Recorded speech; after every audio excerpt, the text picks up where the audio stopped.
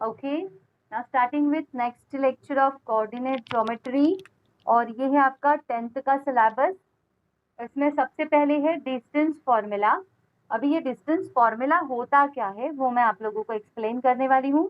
तो distance formula के लिए अगर आपके पास कोई भी दो कोऑर्डिनेट्स है, फॉर एग्जांपल अगर मेरे पास एक लाइन है उसके ऊपर कहीं पर भी दो पॉइंट्स है, ये वाला पॉइंट है सपोज x1 y1, और ये वाला कोऑर्डिनेट है सपोज x2 y2। मतलब मुझे कोई भी दो पॉइंट्स अगर मुझे पता है और उनके बीच में जो डिस्टेंस है वो मुझे कैलकुलेट करना है। इन दोनों पॉइंट्स के बीच में जो डिस्टेंस है वो मुझे कैलकुलेट करना है। तो कैसे करेंगे, देखो वापस एक बार बताती हूँ। सपोज लाइन नहीं है तो भी चलेगा। यहाँ पर एक पॉइंट है, suppose this is your point A, इसका कोऑर्डिनेट इज x1 y1। यहाँ पर एक है पॉइंट बी, यहाँ पर है x2 y2। और अगर किसी ने पूछ लिया कि ए टू बी डिस्टेंस कितना है तो कैसे कैलकुलेट करते हैं। तो अगर आपको कोऑर्डिनेट्स पता है तो डिस्टेंस फॉर्मूला से आप लोग उसका डिस्टेंस कैलकुलेट कर सकते हो। तो डिस्टेंस फॉर्मूला क्या होता है, तो देखो यहाँ पर लिखा है this is distance formula. Okay, distance PQ is root के अंदर x2 minus x1 the whole square plus y2 minus y1 the whole square. ठीक है, अब देखो यहाँ पर पॉइंट्स पुट करेंगे हम लोग। तो ये है सपोज, ये पहले पॉइंट को मैंने पकड़ लिया x1 y1, दूसरे पॉइंट को मैंने अज्यूम कर लिया x2 y2। अभी यहाँ पर क्या करेंगे, ये x1 है ये x2 है, तो x2 माइनस x1 मतलब 5 minus minus 1 the whole square plus y2 minus y1 मतलब -7 माइनस 1 द होल स्क्वायर। समझ में आ रहा है? ठीक है, तो बस अभी मैथ्स हमें सॉल्व करना है, कैलकुलेशन करना है। तो माइनस और माइनस क्या हो जाएगा, प्लस। तो 5 प्लस 1 इज 6। यहाँ पर -7 माइनस 1 -8, -8 का स्क्वायर 64, 6 का स्क्वायर 36, 36 प्लस 64 इज 100, और रूट 100 इज 10। तो डिस्टेंस PQ कितना मिल गया, 10 मिल गया। ठीक है, तो दिस इज डिस्टेंस फॉर्मूला। कभी भी अगर आपको दो कोऑर्डिनेट्स पता है तो you can find distance between these points, distance between that points. ठीक है, बस अब, और यहाँ पर कोई हार्ड एंड फास्ट रूल नहीं है कि x1 y1 किसे पकड़ना है, x2 y2 किसे पकड़ना है। आप लोग किसी को भी x1 y1 और किसी को भी x2 y2 अज्यूम कर सकते हो। ठीक है, तो सबसे पहले आपको डिस्टेंस फॉर्मूला 5 टाइम्स लिखना है, बाद में क्वेश्चंस को सॉल्व करो। Now moving towards next. Okay, now see your next question. Show that the points are collinear. Collinear मतलब एक ही लाइन में है। देखो, अगर मेरे पॉइंट्स जो है ये वाले, ये कोलिनियर है। कोलिनियर मतलब एक ही लाइन में है। तो इसका मतलब क्या हुआ, अगर ये सपोज डिस्टेंस ये ABC है, सपोज है ना, AB डिस्टेंस 3 है और सपोज BC डिस्टेंस 2 है, तो ऑब्वियसली AC डिस्टेंस कितना आना चाहिए, 5। तो when your lines are points are collinear, किसी दो का एडिशन इज तीसरा वन, है ना, किसी दो का एडिशन थर्ड वन होता है कंपल्सरी। ठीक है, तो इस प्रकार से ये कोलिनियर का जो कंसेप्ट है इसे हमें सॉल्व करना है। तो हम लोग क्या करेंगे, यहाँ पर देखो ABC 3 पॉइंट्स है। एक बार है ना डिस्टेंस फॉर्मूला से AB लेंथ मैंने निकाल लिया, एक बार डिस्टेंस फॉर्मूला से मैंने BC लेंथ निकाल लिया, एक बार डिस्टेंस फॉर्मूला से मैंने AC लेंथ निकाल लिया, और तीनों जो भी डिस्टेंसेस आपको मिले हैं उसे हम लोगों ने ऑब्जर्व किया। देखो तीनों डिस्टेंस को ऑब्जर्व करो, ये है 4√2, दूसरा वाला क्या मिला है 8√2, और एक क्या मिला है 12√2। तो ऑब्जर्व करो इन दोनों का एडिशन एक है, तो 4√2 plus 8√2 will give you 12√2, right है। मतलब AB plus BC is equal to AC आ रहा है। और अगर ऐसा हो रहा है किसी दो का एडिशन इज तीसरा, तो दैट पॉइंट्स आर कोलिनियर, और अगर ऐसा नहीं हो रहा है तो पॉइंट्स आर नॉट कोलिनियर। ठीक है, क्लियर विद दिस क्वेश्चन। बस कैलकुलेशन ये है यहाँ पर कि आप लोगों को डिस्टेंस फॉर्मूला अप्लाई करना है 3 बार। सेम देखो, verify if these points are collinear, वही करोगे आप लोग। तो देखो PQ निकाला, QR निकाला, PR निकाला, बट यहाँ पर ना चाहे कुछ भी कर लो किसी दो का एडिशन तीसरा नहीं है। ठीक है, किसी दो का एडिशन तीसरा नहीं आ रहा है, तो देयरफॉर ऐसा लिखो आप, P Q plus P R is not equal to Q R, क्योंकि दो छोटे इज इक्वल टू बड़ा, तो दो छोटे ये है, तो √10 प्लस √90 √100 नहीं होता है, ये रॉन्ग मैथ्स है। ठीक है, तो इन दोनों का एडिशन मतलब कि P Q plus P R Q R नहीं आ रहा है, नहीं, नॉट इक्वल्स विथ, तो therefore these points are not collinear. समझ में आया है? ठीक है, now moving towards next question. Now see here, show that the points are vertices of square. तो इसके लिए ना वापस 9th में हम लोग ऑलरेडी पढ़ चुके हैं, अभी वापस से पढ़ेंगे। सीबीएसई वाले स्टूडेंट 8th स्टैंडर्ड से पढ़ रहे हैं। अगर आप लोगों को क्वाड्रिलैटरल में पहला पॉइंट है स्क्वायर, दूसरा है रेक्टेंगल, फिर है रोम्बस, फिर है पैरेललोग्राम, तो स्क्वायर और रोम्बस में क्या होता है, ऑल साइड्स इक्वल। तो आपको कैसे पता चलेगा कि वो स्क्वायर है कि रोम्बस है? तो स्क्वायर में डायगोनल्स भी इक्वल होते हैं। तो स्क्वायर अगर प्रूव करना है तो क्या करो, सारे साइड इक्वल है दिखा दो, प्लस डायगोनल्स भी इक्वल है दिखा दो। मतलब यहाँ पर साइड इक्वल दिखाओगे प्लस डायगोनल भी इक्वल दिखाओगे। रोम्बस में साइड्स सारे इक्वल होते हैं but diagonals are not equal दिखाओगे, डायगोनल्स आर नॉट इक्वल लिखती हूँ मैं, n। ठीक है, रेक्टेंगल और पैरेललोग्राम में क्या होता है, opposite sides are equal, but फिर वो रेक्टेंगल है कि पैरेललोग्राम है, तो उसके लिए क्या देखोगे, डायगोनल। तो रेक्टेंगल में डायगोनल क्या होता है, इक्वल, बट पैरेललोग्राम में डायगोनल क्या होता है, नॉट इक्वल।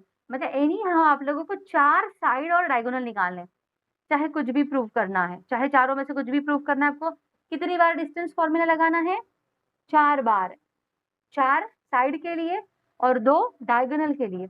अगर चारों साइड्स इक्वल है और डायगोनल भी इक्वल है तो वो क्या बनेगा, स्क्वायर।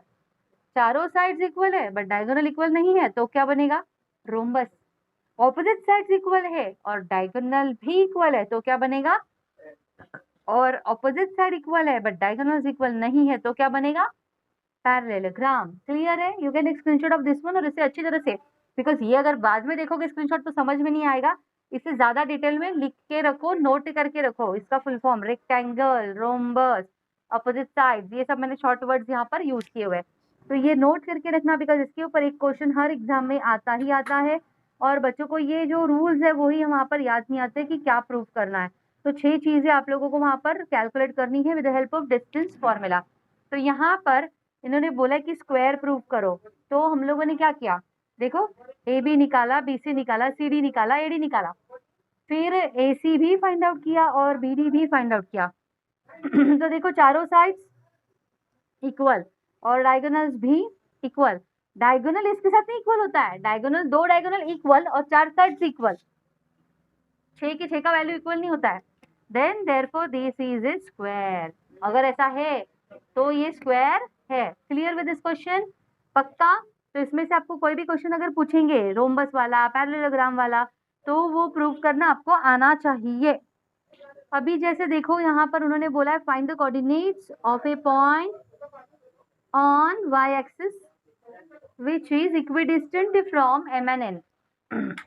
देखो देखो क्वेश्चन बहुत अच्छा है, सॉल्यूशन तो आप लोगों को आ जाएगा, बस जो कंसेप्ट है फाइंड द ओके।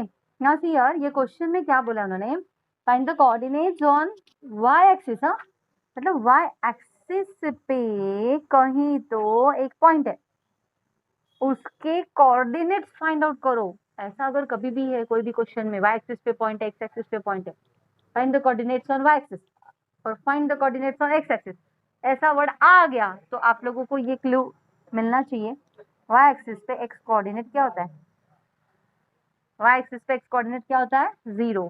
तो आपको बस फाइंड आउट करना है x कोऑर्डिनेट, ओ सॉरी y कोऑर्डिनेट। ठीक है, अभी देखो आगे क्वेश्चन पढ़ेंगे। Find the coordinates of A point on y axis which is equidistant from 2 points, मतलब ये 2 पॉइंट्स है उससे इक्विडिस्टेंट है, मतलब सेम दूरी पे है। m पॉइंट है -5, -2 और n पॉइंट है 3, 2। इक्विडिस्टेंस मतलब ये सपोज O है तो OM और ON क्या है, इक्वल है। OM और ON क्या है, इक्वल है। अभी तुम लोग क्या बोलोगे कि ये अगर 0 क्लिक नहीं हुआ तो ये सॉल्व नहीं होगा, ये 0 तुम्हें क्लिक होना चाहिए। और यहाँ पे हमें y की वैल्यू पता नहीं है, यहाँ पर हमें y की वैल्यू पता नहीं है, तो इसलिए हम लोग क्या करेंगे, यहाँ पर इक्विडिस्टेंट है मतलब OM is equal to ON मैंने ले लिया, तो OM के लिए डिस्टेंस फॉर्मूला, ये इसके लिए डिस्टेंस फॉर्मूला में क्या होता है, स्क्वायर रूट होता है, तो स्क्वायर रूट है दोनों साइड में, इसलिए मैंने क्या किया, स्क्वायरिंग बोथ साइड, तो दोनों तरफ का स्क्वायर रूट हट गया, इसे बस सॉल्व किया, सॉल्व करने के बाद एक ही उन्होंने कौन सा, y, तो y की वैल्यू मिल जाएगी आप लोगों को। ठीक है, क्वेश्चन को समझना बहुत इंपॉर्टेंट है, काफी सारे स्टूडेंट कोऑर्डिनेट ज्योमेट्री में क्वेश्चन ही नहीं समझ पाते हैं। नेक्स्ट क्वेश्चन देखो, ABC are the vertices of triangle ABC. Find the coordinates of the circumcenter of ABC. ABC ना ट्राइंगल के वर्टाइसेस है, कंसेप्ट बहुत इंपॉर्टेंट है, यहाँ पे सोल्यूशन पार्ट किसी को भी आएगा। इन्होंने क्या दिया देखो, ABC आर द वर्टाइसेस, मतलब ये पॉइंट्स हमें पता है। Find the coordinates of the circumcentre of ABC।